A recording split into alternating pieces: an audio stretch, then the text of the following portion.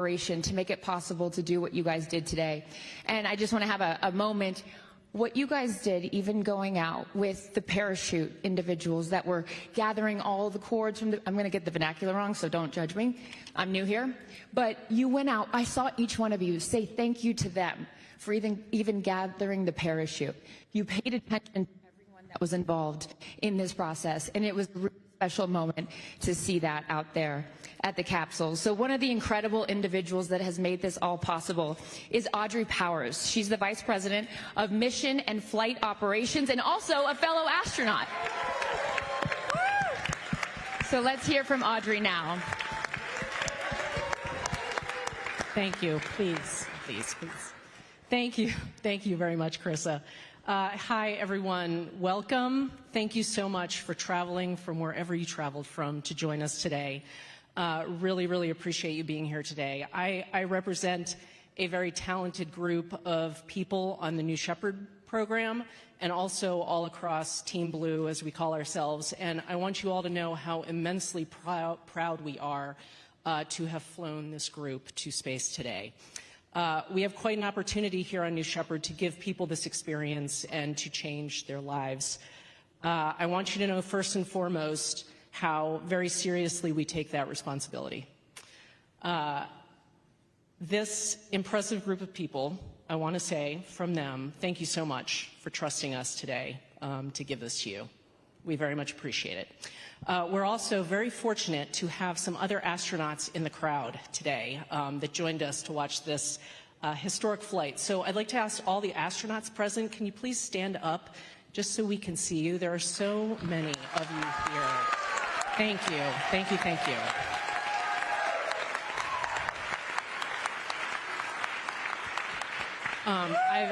I've had the wonderful pleasure in my career of working with many of you, and thank you for the trails that you've blazed for us, and thank you for the support that you've given many of us very directly, and thank you for the inspiration that you continue to give us. I have been at Blue for 12 years, and I've supported the New Shepard program for every one of the days that I have been here. And 5 years ago, the head of the New Shepard program gave me the best job at Blue Origin. And that is true. I will fight anyone over it. I have the best job. I'm the head of flight operations and maintenance here on the New Shepard program. And we have an audacious vision here at Blue of making space more accessible, like dramatically more accessible to the human population. And we want to do that, first and foremost, as we say, for the benefit of Earth. And New Shepard plays a really important role in that vision. I had the great privilege of representing Team Blue as the first employee to fly on New Shepard on NS-18, so 13 New Shepard flights ago. I was lucky enough to fly. And I will never forget, of course, the stunning, just breathtaking view of our home planet. But I also will never forget the deep, just rich blackness of the void of space. I will never forget that view. It is seared in my mind, and it's something that I can't describe properly. I still haven't figured out the words to describe what that texture thing looked like. It made me feel, in the moment, incredibly, just shockingly small. And we hear this a lot about views of the Earth from deep space. We are a speck of dust in this vast universe. And what I processed after the flight is that I and each of us that has this experience can have such a tremendous impact. And it's up to me whether I want that impact to be positive or whether I want it to be negative. And so, New Shepard is what we call the first step in this audacious vision. And it is a technology demonstrator for all of our other programs. You will find the technology that flies on New Shepard also present in our New Glenn vehicles, in our other engine programs, in our landers that will land on the moon. So it is wonderfully important for that reason, but is important because we are giving people who are not career astronauts, who have not worked their entire lives to become a professional astronaut, as we traditionally know that term. We are giving them this experience, and when they come back, they get to make a choice as to what they do with this experience. And so we also are working very hard on New Shepard with people who have amazing challenges and disabilities. And this experience is accessible for them. And we are going to fly every single one of them. And that makes me so, so proud that we're going to give these people this experience that never would have had it before. Yeah, let's clap for that. Yeah. Thank you. We feel very, very passionately about that. So we're going to fly all of them, I am convinced. But until we can fly all of them, I encourage these amazing women to never get tired of answering the question, so how was it? What was it like? How did it feel? You'll hear this thousands of times, right? From your best friends and your family members, but also from like random strangers on the street. They will come up to you and say, oh, I know you did that. What was it like? How did it feel? And what an amazing thing. We are so fortunate to be on the receiving end of that question, right? So on a very personal note, I'd encourage you to just embrace every opportunity to answer that question and give people that taste before they get it for themselves. On another very personal note, this flight matters a great deal to me. It matters to us women who have been in this spaceflight industry for decades and decades, just putting our heads down and humbly getting the work done. Even when we were the only female in the classroom, in the test lab, in the control center. It matters for youngsters who might now have a broader view of what it is to be an astronaut and what it is to experience spaceflight.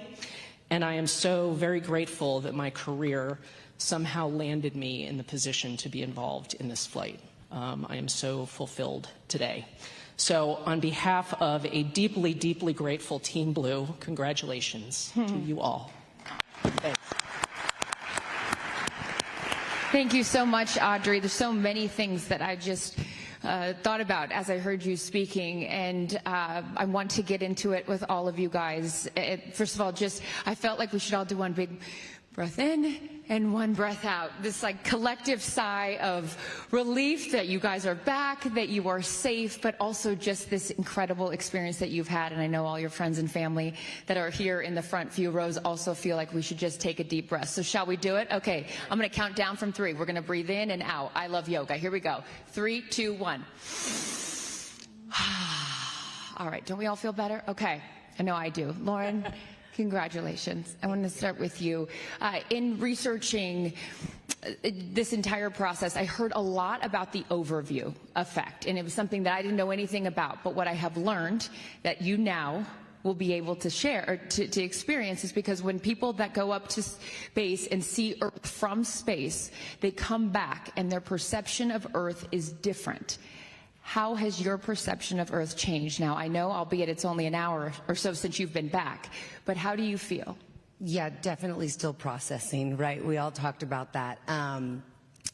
Profound is like the one word I would use. I was up there and you see Earth and then, you know, it's completely black, but what we got was the moon. We got to see the moon and it was in complete and utter darkness. And then you look back at Earth and it's like this beautiful jewel. It was quiet. It felt like it was breathing. It was so alive. And that's kind of what I felt, just this aliveness of Earth. But you look at it and you go, wait a second, we're all on this planet. All the people that we love, this is it. And that's, I was like, we have one planet, because out there, it's dark. It is, you know, William Shatner even said this when he went to space, and now I understand what he was talking about. It's like death. And I don't know, it just made me want to, Yeah. I just come back with an open heart, and it really opened me wide open, and hopefully I can bring that to other people and also just protect this planet we're on. I mean, this is the only one we've got. So I'm completely and utterly humbled by this experience. Wow. And beyond grateful. Absolutely. There are so many people on this planet that you love and care about. You have one in particular that you would like to highlight today. Who is that? Oh, I get to do that right now? Yeah. Oh, okay.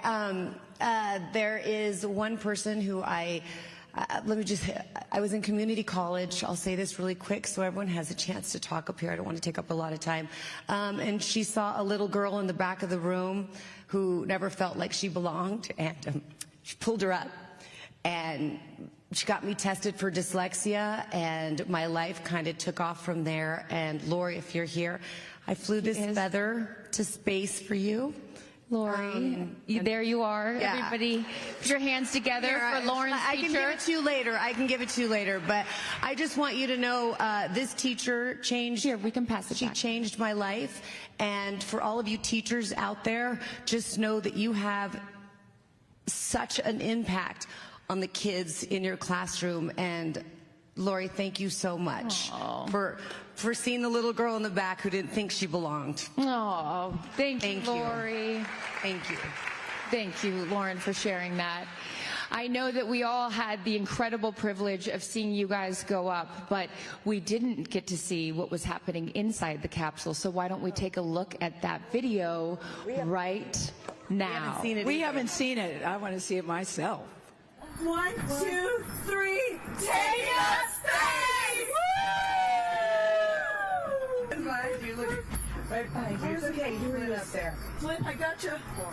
I got you, Flynn. Oh, the moon! You guys, I have to tell you, look at the moon.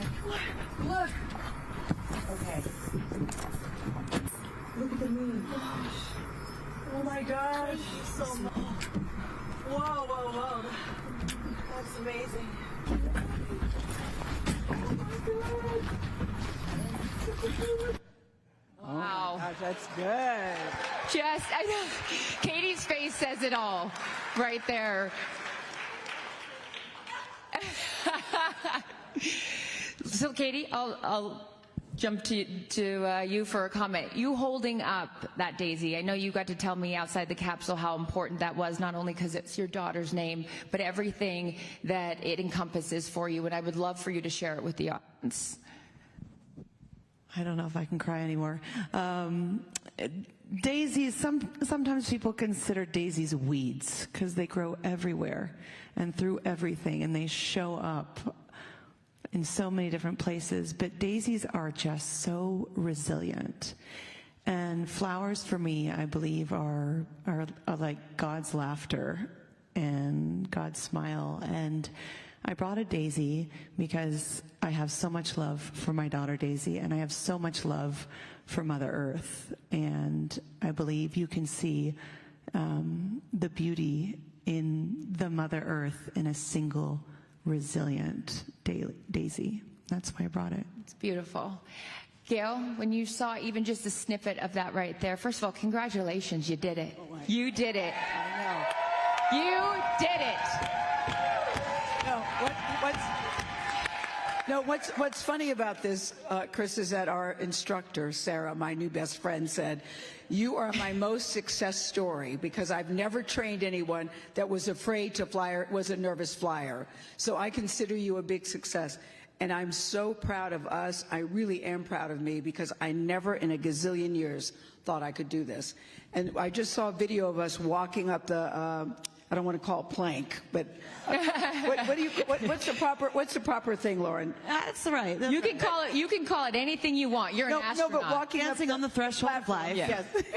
Walking up the platform and people are ringing the bell and everybody's smiling and I'm just walking in. And it's because at that moment I was so afraid. I just wanted to get into my seat because I just wanted to let the training kick in. I just wanted to get inside the capsule and sit down. So the process of walking up there was a little daunting for me. And I got a text from a friend who's from Germany. So, you have to appreciate the sense of humor. He says, once you get there, you're going to feel like it's sex with the gods. I said, well, that's never had sex with a god to my knowledge, so thank you for the visual. I didn't think that, but I did think that all the stuff that you hear about the blackness and the blue is it's a neon blue, and it's still and it's quiet, and we were all feeling this experience together, I know I will never forget it. So for me, it just says to me, if I can do this, I was telling these guys, I might even now get my ears pierced. I've never gotten my ears pierced because that hurts. But I feel I walked out of there thinking, gosh, I can do anything. I can do anything. Oh. And when you get out and they say, welcome home, never felt and sounded so good. Oh, that is so amazing. And you just summarized so many different things because so many people are afraid of a lot of things. Yes. But your fear was a big fear. A big fear. And so for you to conquer that and do it with such humility and such vulnerability too, instead of trying to act tough, instead of trying to act brave, just be who you are. And Lauren, you always talk about this. Who you are is enough. If you are there, then you belong. And guess what, Gayle? You belong in the astronaut club. Oh, thanks. I still struggle with that word. Because I know Mae Jemison is here. Sion is here. No, I know. But I know. I honestly can't feel astronaut title yet. I'm very glad to be part of the club. But I look at these women and I go, wow, wow, wow. But I'm so happy to be a member in any kind of way. Absolutely. Kerianne, when you watched that video, what did you think watching it back? And then have, again, just a short amount of time to process everything that's happened to you, but how are you feeling right now? I'm feeling a lot more calm since the first time you and I spoke. I felt a sense of peace up there. I think I blacked out during most of it, except for when I was looking out the window, which is really what I wanted to get out of it. And as everyone has described, the vast darkness of space, it's a color you cannot describe. It was very important for me to see the moon and look down on the earth and know that the people that I love the most were down there. It was a pretty transcendental moment for me. But I think, one of the biggest things actually as a filmmaker is I almost felt as if I was watching a really intimate film. And I wasn't only a witness to that film, but I was also the storyteller. Beautiful. Did it feel like you were up there for a long time, or did it feel really quick? One of the things during training that I said that really surprised me was it felt like our quote 0G time was really long, and I knew I was going to have a lot of time to look out the window and go upside down, and it went so fast. Yeah. It went so fast. I see all you guys shaking your head. I could have taken 2 more minutes. Oh, now the one that didn't want to go up now wants to stay up longer. My gal. 2 more minutes. We'll take that back to the blue team. She would like to increase this experience by 2 minutes. I would have liked 2 more minutes. Amanda, I know this is a lifelong dream of yours, and now it is a dream fulfilled. Now that you can say that you've had this experience, and to Audrey's point earlier, you will be asked about it over and over again. Would I ask you, how was it? What is your response? What a beautiful world we have. And when I looked over it, all I could think, yes, the science was done. And that actually is a dream in itself. I think one of the happiest moments, this is going to make me sound like a nerd, and I am, so I own that, was when I found out that we could operate the science inside the capsule. What do you mean by that? Because originally, my experiments were going to be passive payloads, which I'm also very excited to see the data from that. But to be able to do that and operate it while we had our moment in microgravity was such a phenomenal dream for me. Mm-hmm. And the person who had to sacrifice that in order to find justice was able to do that. So that in itself was a dream come true. But I did get to float my 0G indicators. I showed both of you. Yeah, I had the great luxury, but I know that the audience doesn't know what you had. I would love if you shared it with them. Yeah, after I left the hospital after my rape kit, I wrote down a promise to myself, never, never, never give up. I taped it to my laptop and looked at it every day as I fought for my rights. And that was my 0G indicator, looking at it over Earth. And for me in that moment, I just want every survivor and every person who's ever had a dream deferred to know that your dreams are valid, that even if your life has thrown you a lot of challenges, you will make it through. And even if your dreams are as wild as going to space, they matter, and you can get there too. If I got there, you can get there too. Beautiful. Aisha, I know representation. Yes, please clap to that. Representation is so important. Congratulations. The first Bahamian woman in space, ladies and gentlemen. And we saw on that short video, which I also would like to be 2 minutes longer because I want to see everything that was going on up there. You had your flag. Explain and expand upon the importance of representation for you up there. In 1961, when Alan Shepard was launched, we know where he left from, but do you know where he landed? He landed in Grand Bahama. And today I had an opportunity to be on a flight that mimicked that trajectory and allowed me to carry the legacy of my grandfather, who came from Exuma, Bahama, which was my call sign on this trip. And it carried the flag of the Bahamas as a powerful reminder of the past, the present, and the future of space. And your grandfather was here today. Yes, he is. He's right there. Where is he? Where is he? There he is. There he is. 92 years young. Thank you for being here. You must be so proud. All right, I would love to open it up now to the press for some questions, and I know that appropriately enough, the first question comes from CBS Outlet. Hey everyone, I'm Mark Strauss. All right, you were just listening to all 6 women who were part of the Blue Origin's all-women flight to space, a historic one, by the way. So you heard all those women, including Gayle King, by the way, who, made some comments there that had a bunch of us out here laughing in the studio about how it was like sex with the gods. Amazing experience, I'm sure. But we want to bring in an expert now to tell us more about how all of this was like. He's a Franklin Institute chief astronomer and planetarium director, Derek Pitts. Derek, so nice to have you with us here today. First, how important is this growing of the industry of just basically space tourism? How important is this? Well, this actually is fairly important because of the fact that what it's doing is it's expanding our non-government agency capability to access low Earth orbit. And that's a really critical thing. There are roles to be had for the different agencies and companies that have the capability to get to space. And doing space tourism like this is practice for accessing low Earth orbit and building our capability out to access low Earth orbit across a number of companies. And that's a really good thing to have that kind of availability of resources to get to space. And we know this was a 10-minute journey, but I'm sure a lot of people are watching and wondering, what was that like? Can you walk us through what these women may have witnessed or seen as they were up there? Well, first of all, there's the anticipation before launch of actually going to space. And you have to count that as part of the experience, getting yourself ready to do this. But then once the spacecraft lifts off, they're feeling the acceleration as the rocket is rising up from the surface of the Earth, heading up to more than 335,000 feet and topping, 2,500 miles an hour. And so what they feel once they get to the maximum altitude and then start to come back is they begin to feel the zero gravity or weightless experience. And they can look out the windows and see the curvature of the Earth, see space, in this case, see the rising full moon. It's a great experience for them. Gosh, it sounds surreal, too, as you describe all of that.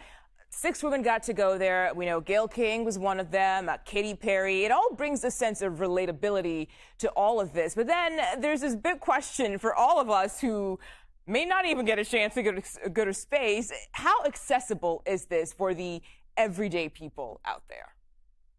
Well, I think what we saw today is a perfect example of how accessible it is for everyday people. On the one hand, we're talking about what does it take to do the training? What are the physical parameters? What is the physical experience like? What kind of training do you have to go through? Those sorts of things. I think what we saw today, as well as the flights that went previous to this as part of Blue Origin, is that almost anybody has the physical capability to take a trip like this. But in terms of accessibility, this is expensive. Of course. Right now, it costs a lot of money for individuals to travel to space like this.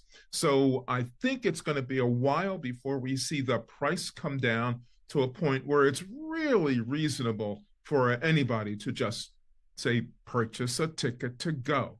If we look at what happens in one of the other companies that's advertising space tourism trips, the ticket prices are extraordinarily expensive, hundreds of thousands of dollars. So this is not something that everybody's going to be doing, this summer just for a lark.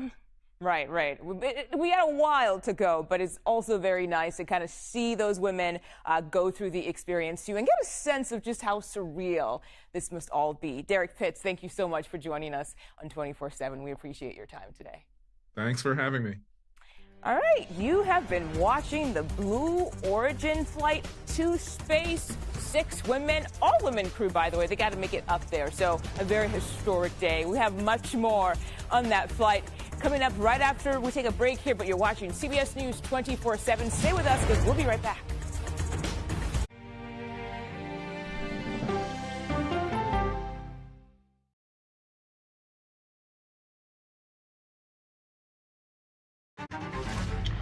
Here comes a big one. What I've seen, it's like chaos. This is the pager that Hezbollah was using. How was this possible? Oh, come on. Come on. Whoa. Wow. Ask me the hard-hitting question.